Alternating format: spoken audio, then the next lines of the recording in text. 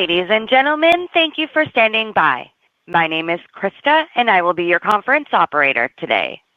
At this time, I would like to welcome you to the PG&E Corporation Investor Update conference call. All lines have been placed on mute to prevent any background noise. After the speaker's remarks, there will be a question-and-answer session. If you would like to ask a question at that time, simply press star followed by the number 1 on your telephone keypad. And if you would like to withdraw your question, please press star 1 again. Please note, we have allotted 40 minutes for this conference call. Thank you. I would now like to turn the conference over to Jonathan Arnold, Vice President of Investor Relations. Jonathan, please begin. Good morning, everyone, and thank you for joining us for PG&E's Investor Update. Before I turn it over to Patti Poppe, our Chief Executive Officer, and Carolyn Burke, our Executive Vice President and Chief Financial Officer, I should remind you first that today's discussion will include forward-looking statements about our outlook for future financial results. These statements are based on information currently available to management. Some of the important factors which could affect our actual financial results are described on the second page of today's presentation. Our presentation today also includes a reconciliation between non-GAAP and GAAP financial measures. The slides, along with other relevant information, can be found online at investor.pgecorp.com. And with that, it's my pleasure to hand the call over to our CEO, Patti Poppe. Thank you, Jonathan. Good morning. Our update today comes on the heels of a busy California legislative session, culminating in the passage of Senate Bill 254. The bill was signed into law by Governor Newsom on September 19th and went into effect right away. The actions taken by our state this legislative session show that they appreciated the urgent need to improve upon the framework originally adopted under AB 1054 in 2019. SB 254 provides important protections today and lays the foundation for a second phase as the state has acknowledged that the utilities and their customers cannot continue to carry the full burden of climate-driven catastrophic wildfires, especially when the utility has acted prudently. The important enhanced financial measures and the state's commitment to a meaningful second phase were the critical elements of the bill which we and our board weighed before deciding to opt into the fund extension. We plan to make this election this week. In terms of financial measures, SB 254 creates the framework for a new $18 billion continuation account available to cover future fires. Extending the fund provides 3 key benefits. First, it provides for timely compensation for future wildfire victims. Second, it allows for smoothing the bill impact on utility customers. And third, it builds on the investor protections of a disallowance cap. In addition to providing for the new continuation account, SB 254 includes several changes versus the original AB 1054, which we view as constructive. To start, utilities are not required to provide any large upfront contributions, and a portion of the utility funding is under a contingent call, meaning it will only be required in the event of a new covered wildfire and if the administrator sees a need for cash to settle claims above and beyond available resources. Critical to upholding the principles of inverse condemnation, these contributions made by the utilities to the continuation account have value, meaning they can be credited against a future disallowance and requirements to reimburse the fund if we're later found imprudent. Next, PG&E's share of contributions to the continuation account is just under 48%, so our annual contribution will step down by 25% from $193 million to $144 million per year, starting in 2029. And the disallowance cap calculation has been clarified to reflect 20% of T&D rate base equity as of the date of ignition, rather than the date of the disallowance decision several years into the future. With our growing rate base, this is a meaningful change. The state also took an important step forward in providing for a securitization option for fires with ignition dates in 2025 prior to the effective date of the new bill. This credit-supportive provision allows for securitization of wildfire claims before the CPUC prudency review. While this provision is not directly impactful to PG&E, It's a helpful signal that the state appreciates the need for the investor-owned utilities to have a ready source of liquidity beyond the available fund resources. SB 254 also took one step toward limiting liabilities, introducing a right of first refusal for subrogation claims, giving the utilities an option to purchase claims from insurance companies at the same price as a third party would be willing to pay. SB 254 sets a clear path for the legislature to consider more comprehensive wildfire reform in the 2026 session. With the immediate needs addressed this legislative session, our attention has already shifted to the second phase. Specifically, the fund administrator is charged with studying and making recommendations to the legislature and the governor. The list of 10 focus areas includes considering new models to socialize liabilities from wildfires, including changes which potentially could supersede the current wildfire fund construct. We're encouraged by the comprehensive nature of this language. We're also encouraged by comments made by senior members of the legislature and the governor's office, both prior to and after the bill's passage. We are confident that this sets the stage for action in 2026. As you know, SB 254 calls for securitization of $6 billion of fire risk mitigation capital. PG&E's portion is approximately $2.9 billion, which will apply to wildfire mitigation capital expenditures approved by the CPUC on or after January 1st, 2026. This dollar figure is much less than the earlier drafts and allows us to continue important risk reduction work at pace. The devastating wildfires in January took us all by surprise, and the state took constructive action that protects victims and customers and recognizes the importance of healthy investor-owned utilities. We look forward to working with them on Phase 2 of SB 254. Now, let's talk about the extension of our simple, affordable plan. As I've shared with many of you, I started 2025 with a lot of optimism. This is the year we prove out the simple, affordable model with our 2027 general rate case filing. This is the year we show customers that rates are going down. And this is a year to focus on serving our large load customers and enabling rate-reducing load growth. I'm happy to report that while many have been focused on the California legislative process, my PG&E coworkers have been busy executing, making these plans a reality and leveraging our performance playbook to deliver consistent outcomes for customers and investors. First and foremost, we are a company of operators, and we get up every morning to serve, putting customers at the heart of everything we do. We also know that performance is power and have built our work plan and financial plan knowing that when we perform, we will have the power to influence perceptions and outcomes. The plan we're sharing today is a plan we believe best delivers for customers and investors now and for the long run. At the same time, I want you to know that we hear your thoughts on capital allocation. If PG&E stock continues trading at depressed levels and we aren't seeing clear signs of progress toward meaningful policy reform, then we would certainly consider reallocating some capital toward more immediate shareholder return, always being mindful of our credit metrics. The most likely way we would do this is through an opportunistic stock repurchase, for which I would not hesitate to seek the appropriate authorization from our board if conditions warrant. But first, let me reiterate, this would not be our preferred path. We prefer to keep investing in safety and resiliency for our customers, enabling rate-reducing load growth, which will drive the state's leadership in the macro trend of AI and electrification, and ultimately helping our state meet its ambitious clean energy goals affordably. With the fund administrator report due next April, another rate reduction this month, our brand trust scores on the rise, customer bills projected to be flat to down in 2027 versus today, and a robust data center pipeline, we're positioned to deliver for California, our customers, and you, our investors. As part of our 5-year plan, we will continue important wildfire mitigation work, including undergrounding.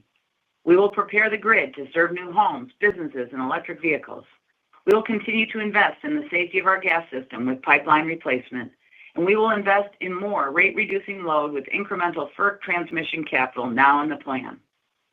Completing this and other important work for our customers translates into average annual rate-based growth of approximately 9% for 2026 through 2030, which in turn supports extending average annual core EPS growth of at least 9%, also through 2030. Our simple, affordable plan contemplates our share of the securitized utility capital investment under SB 254. It is built to not require new PG&E common equity through 2030, while also delivering customer bill increases well below inflation. With that, I'll turn it over to Carolyn to discuss more specifics of our extended 5-year plan. Thank you, Patty, and good morning, everyone. Today, I'm happy to reiterate our 2025 non-GAAP core EPS guidance range of $1.48 to $1.52, with a bias to the midpoint.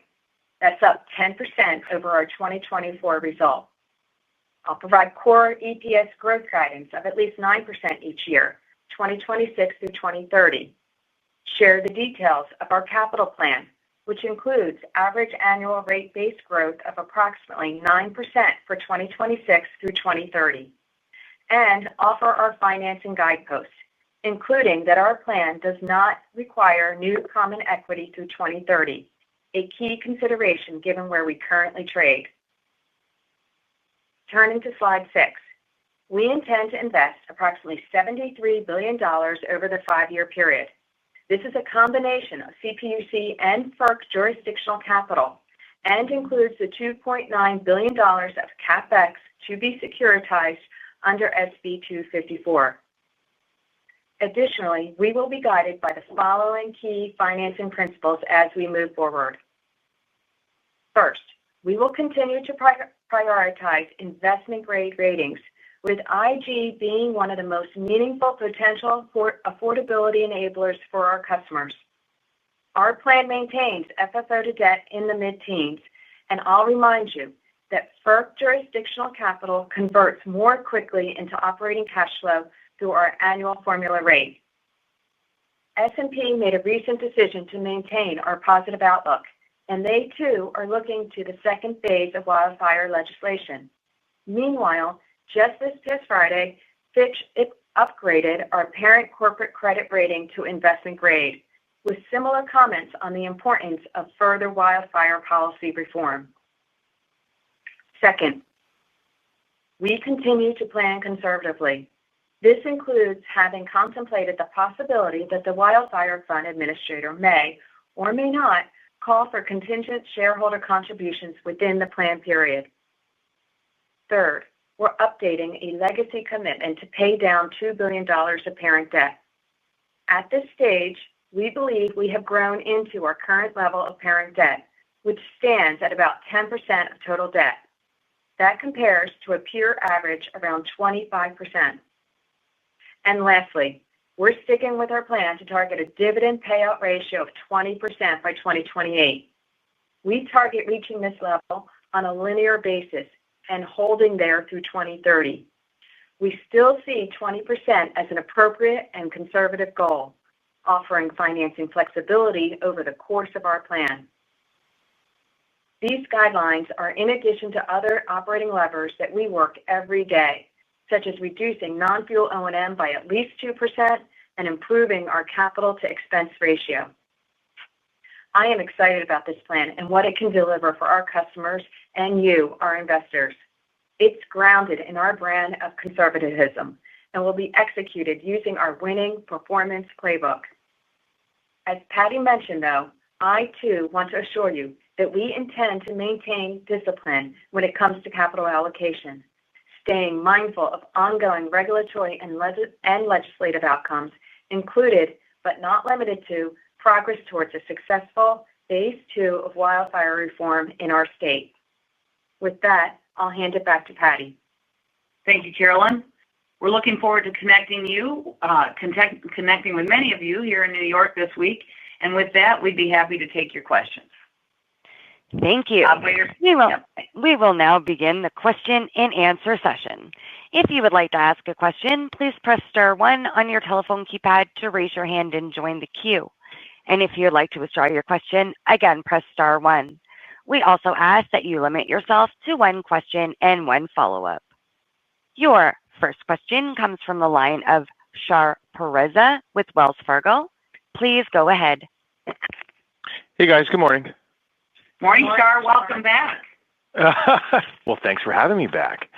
So Patty, just appreciate the color this morning. Just as we focus on capital allocation, what does your 23 financing plan embed beyond the 20% dividend payout by 28? And what would be the time frame for you to seek board approval for buyback flexibility?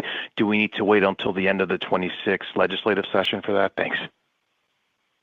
Thanks, Shar. Well, first, obviously, as we said, we're focused on value now and the long term.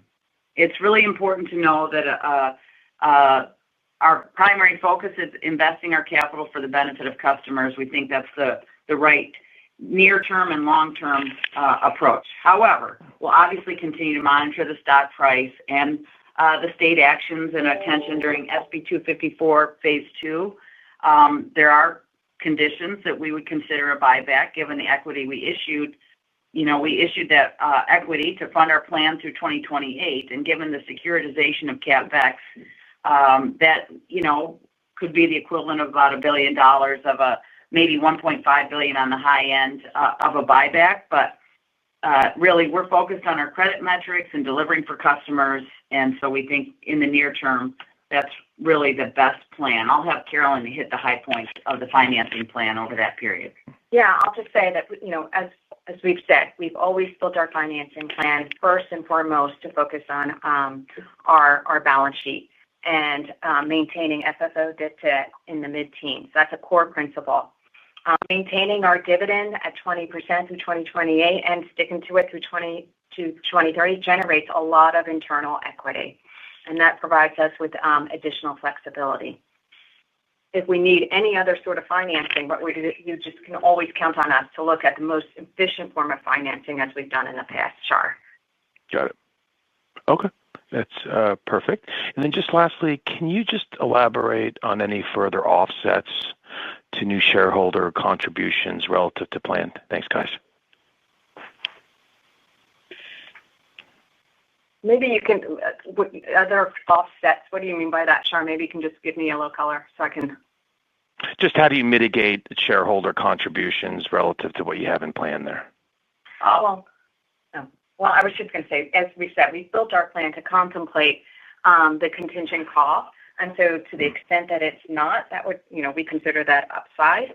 I'll just leave it there. And I'll just add in that, obviously our simple, affordable model is what drives the whole financial plan. So the offsets, obviously significant O&M savings that we've continued to build into the plan now and for the future, provide ongoing benefits, both for customers and for the financial plan. Got it. Okay, no, that's perfect. I appreciate that. Thank you, guys. See you soon. Thanks, Shar. Your next question comes from the line of Anthony Crowdell with Mizuho. Please go ahead. Hey, good morning, team. Thanks for the update. I guess just more on the legislative front. I'm curious, it was a very productive legislative session, but is there anything you didn't get or anything you guys may plan to hit next year? Well, I think, Anthony, great to hear your voice, Anthony, this morning. We are obviously focused on Phase 2. There's much yet to be done. The whole idea that we reduce claims through multiple measures. Number one, just hardening the system and support for hardening and support for both our infrastructure hardening and community hardening. We invest a lot of effort and money into preventing an ignition. We also need to, as a state, invest in community hardening and preventing the spread. And so that's obviously a key part of Phase 2. And the liability reform, we'd love to see additional liability reform as part of Phase 2. And then broadly, a larger pool to socialize costs. I think one of the things that's important, and we definitely have heard this from legislators and state leaders,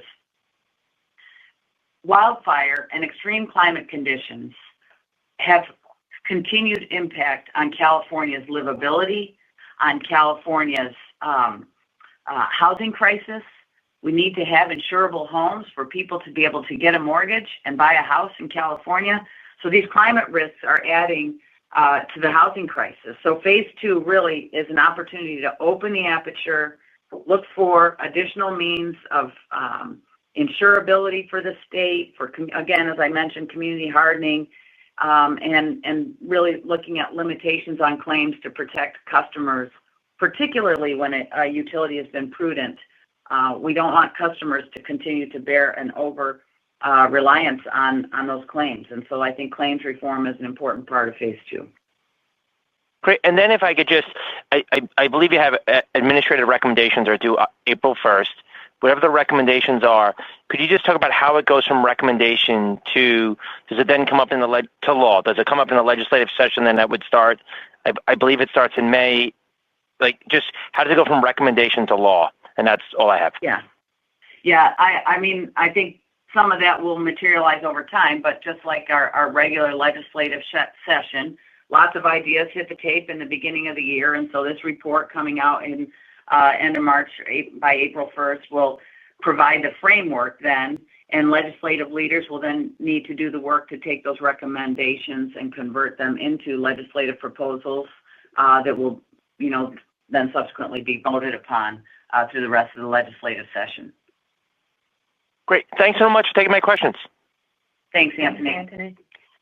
Your next question comes from the line of Ryan Levine with Citi. Please go ahead.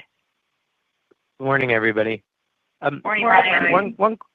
Hey. How does the $6 billion provision of SB 254, or from a company perspective, $2.9 billion, impact the financing plan? And can you kind of talk through the implications there, both in the plan and how that could evolve? We have included the full $2.9 billion in our $73 billion plan, in our $73 billion 5-year plan. So as we've just laid out, we feel very comfortable that we don't need any further equity to support that. The securitization occurs throughout the plan, throughout the 5-year plan. That's really going to be, the exact timing of that will really be dependent on our final GRC approval. Okay. And then procedurally, given the comments about seeking board approval for the share repurchase, is there, I think Shar asked about kind of timeline, but is there any color you could provide around how you would look to structure that if you go in that direction? Are you thinking more opportunistic? Was that the thrust of the comment that Patty had made? Yeah, Ryan, this is Patty. I would say it's too soon to say. We've not gone to the board for that approval yet because we really feel like our go-forward plan serves the best value now and in the future. But we'll obviously be mindful as conditions take shape as we head into next year if we need to take different actions. Okay, thank you. Thanks, Ryan. Your next question comes from the line of Carly Davenport with Goldman Sachs. Please go ahead. Hey, good morning. Thanks so much for taking the questions. Maybe just on the new capital plan, the mix between FERC and CPUC CapEx shifting a bit here. Just curious if there's an optimal mix there that you target, or maybe how much incremental flex there could be to prioritize FERC investments to the extent that the state environment is more challenged. Yeah, so you'll note in our plan, we're starting to see a good uptick in our FERC regulated transmission investments. And I want to make sure it's clear that very little of that actually is any kind of beneficial load growth data center transmission CapEx yet. We need to continue to move that work through our cluster studies. And so what you're really seeing in that plan is already what I would describe as bread and butter transmission investments that frankly we've been working and waiting to build into the plan. And with this 5-year look, we now are able to increase that transmission investment, including, again, as I said, bread and butter, substation transmission upgrades, good maintenance, as well as CAISO-approved transmission projects. We have a big project in Oakland that was CAISO awarded. So there's a lot of certainty to that FERC investment. And like all of our CapEx plan, there's always internal competition for what's the highest value capital to be deployed at the lowest cost for customers. It provides the most benefit, and we're excited to be able to start to pull in that FERC CapEx. So much less driven by the appetite for capital from the CPUC and more driven by the needs of our customers and the needs of the system.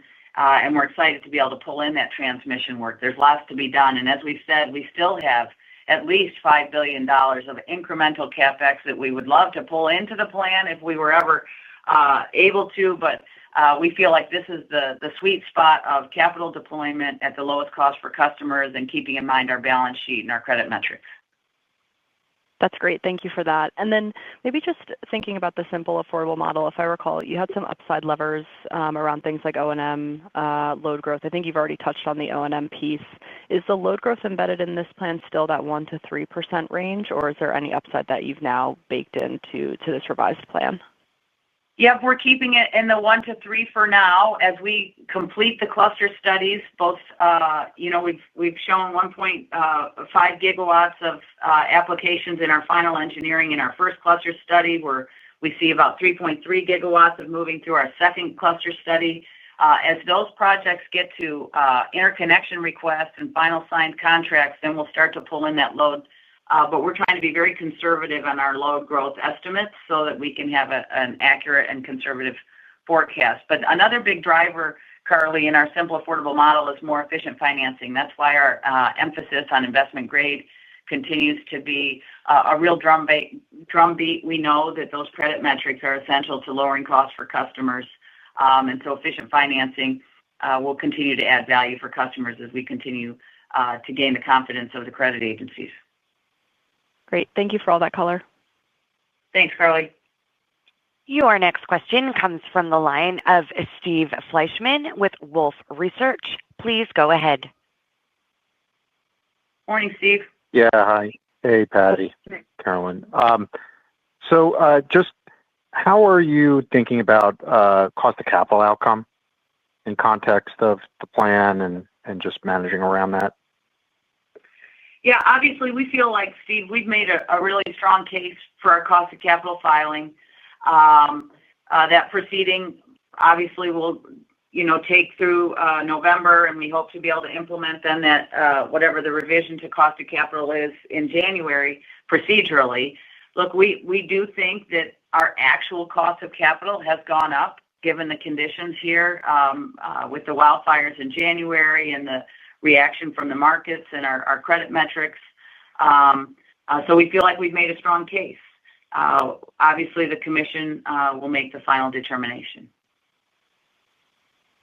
Okay. And then just on the stage 2, is there any better, is anything going to happen this year on this, or are we really going to ramp up next year? When are we going to get a better sense of the process for that? It's a great question, Steve. I think some of that is still materializing. We look forward to hearing from, obviously, Ann Patterson at your conference, as well as from the governor's office about what their plan is and how the process will take shape. And I'm not sure how visible and public it will be through that April report, but you can be sure behind the scenes we'll be working to provide important insights and contributions, and our team is definitely in full speed ahead working on making sure we're providing the best and most robust input to the process. But it may be very quiet between now and April 1st, or there may be key milestones that's going to have to be for the governor's office to clarify. Okay, great. See you soon. Thanks, Steve. Thanks, Steve. Your next question comes from the line of Aidan Kelly with JP Morgan. Please go ahead. Hey, good morning, guys. Morning. Yeah, so just with the capital plan now rolled forward to 2030, could you speak to when you might be able to realize the identified $5 billion in additional CapEx opportunities at this point in time? And then just on the funding side, is there any kind of considerations for that incremental CapEx? Yeah, and as we said, as we look at that additional $5 billion of capital, as we've said, there's a number of ways that we could bring that into the plan. We could simply add to the plan, or we could look at each of those projects and how they impact affordability. And so we may upgrade our capital plan by replacing some of those $5 billion projects with some projects that are currently existing in the $73 billion. Or we could, again, continue to extend the duration of our plan. So we've got a number of ways of looking at that $5 billion and how we would bring it in. And we're always working it, to be quite honest. There are always new opportunities coming, and as Patty said, all our projects compete for capital, and we look at what is the most affordable for our customers, and makes the most sense for our strategy.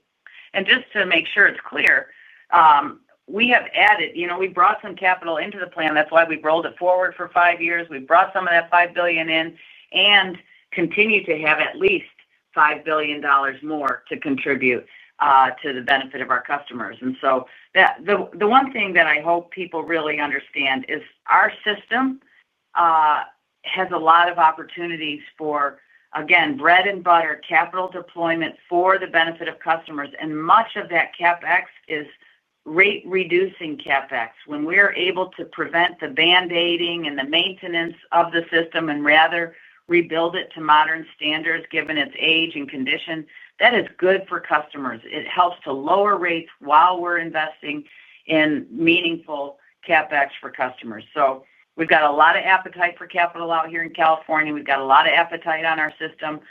The at least $5 billion, again, we'll be disciplined about that. Carolyn's been clear that we've got real firm guidelines, but our customers have a lot of work for us to do, and we look forward to doing that in a way that helps to lower rates and really deliver value for customers.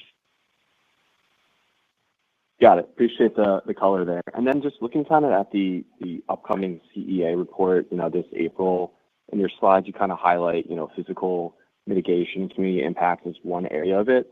Maybe just high level curious, how much upside for risk improvements do you see kind of versus your current mode of operating at this point in time?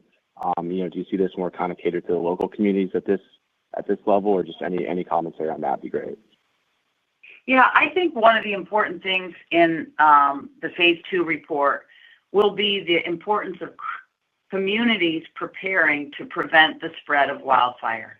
And for the state to work with the communities, and obviously we'll be a key part of that, to make sure that our communities are prepared for this climate hazard that exists around us. As we continue to reduce our ignitions, and I'm proud to report our ignitions this year are at lowest level in recent tracking, even given extreme conditions around us. We know that ignition prevention is one thing, but spread needs a lot of focus. And we know that CAL FIRE is the best in the business, but in between preventing an ignition and fighting a wildfire with our high quality, effective firefighting resources, there's a need to harden homes and communities, make them defensible so that spread is not such a risk. And that's what will help fix the housing crisis in California and the insurability crisis in California. So as we look to Phase 2, it's all about opening the aperture, looking at the societal issue that exists, and we will obviously be a key part of working on that. But there's a lot more to it than utility-caused ignitions, and I think that's the recognition that the situation in LA this year helped to really illuminate. Great, thanks. I'll leave it there. Thanks, Aiden. Your next question comes from the line of Paul Fremont with Ladenburg Thalmann. Please go ahead. Thank you very much. Hi, Good Paul. morning. Going back to the cost of capital, I guess a couple of questions. The yield spread adjustment that you guys are asking for, I think the interveners are objecting to that. Any thoughts there as to how investors should think about that? Well, we think, as we put it into our filing, we think it makes sense. I will say that the most important thing that we think about is, again, We're very focused on getting our IG ratings and limiting the difference between what we're seeing as we offer our short-term debt by focusing on our IG ratings. And so that would be the difference there will continue to decrease. But at this point in time, I mean, it is a difference, and we think that's the right way that we should be compensated in the cost of capital. But again, I'll just remind you that we're not necessarily counting on that in our plan. And then one other question on the cost of capital. Obviously, you guys are looking sort of at increased risk in terms of what you're asking for with respect to ROE and equity ratio. But the interveners, I think, are sort of focusing on affordability in their testimony as to why they think, why they're recommending lower equity ratios and lower ROEs. Given sort of the legislature focus on this whole affordability issue, how do you think the commission sort of balances those two objectives? Well, I think two things here, Paul. One, the commission has been clear that the cost of capital application and cost of capital process is not the vehicle to manage affordability. And frankly, the best way to manage affordability is the work that we're doing that lowers costs for customers. And so we're working on affordability. Our rates are down this year. Our rates are forecast to go down again yet this year and then down again next year. In the face of the national trends, we're proud that we have turned the corner there, and we continue to see capability of lowering rates through our simple, affordable model, reducing O&M at industry-leading levels, continuing to improve our efficient costs of financing. We know as our credit metrics improve. So we say all that to say the cost of capital should be a technical correction, and there's a process for it, and we are confident that the commission will use the process as it's intended, and yet we still plan conservatively. We're not assuming large or significant cost of capital improvements. We're going to continue to plan conservatively, though we think our application absolutely warrants the improvements on the cost of capital. Great. That's it for me. Thank you. Thanks, Paul. And that concludes our question and answer session. And I will now turn the conference back over to Patti Poppe, Chief Executive Officer, for closing comments. Thank you, Krista. Thank you, everyone, for joining us. We are very much looking forward to serving our customers better every day, and that is the path and the best path to deliver increasing value and consistent financial performance for you now and in the future. Thanks for joining us today. We'll see you here in New York. Ladies and gentlemen, this does conclude today's conference call. Thank you for your participation, and you may now disconnect.